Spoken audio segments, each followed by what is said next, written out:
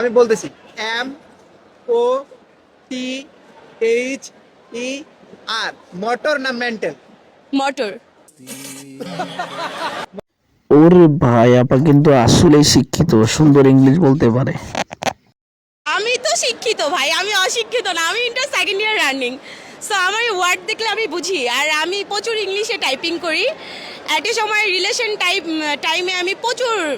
আমি বলতেছি M O T H E R motor না মেন্টাল? মোটর।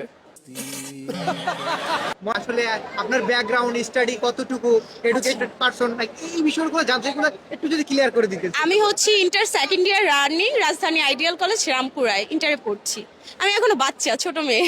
আচ্ছা, So, আমি একটা ওয়ার্ড ধরতে চাই, আপনি বলতে পারবেন কিনা, আমি কি বলবো? হ্যাঁ, শিওর। আচ্ছা, খুব সহজ এবং সিম্পল হচ্ছে, বলে দিচ্ছি। বি এ এন জি এল এ। কি হলো? বলাকা নাকি বুবলি হলো? বলাকা। বলাকা? হ্যাঁ। শিওর? হ্যাঁ, sure. Wait a minute. Who are you? কেমনে সম্ভব? আপনি বলছেন আমি ওয়ার্ড। আমি তো শিক্ষিত ভাই, আমি অশিক্ষিত না। আমি ইন্টার সেকেন্ড ইয়ার রানিং। আচ্ছা, আরেকটা ধরবো, লাস্ট। আর ধরবো না, মানে আরেকটা দিয়ে এটা পারেন কিনা? Sure, okay. আচ্ছা আচ্ছা, এবার আরেকটা ধরতেছি। F R I E N D. কি হলো? এটা আর বলতেছি না আমি।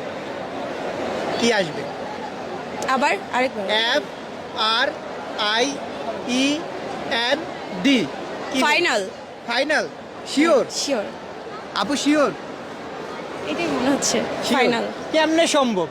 কেমনে সম্ভব? মানে আপুরে যেটা প্রশ্ন করতেছি এটাই সাথে সাথে আনসার দিয়ে দিচ্ছে।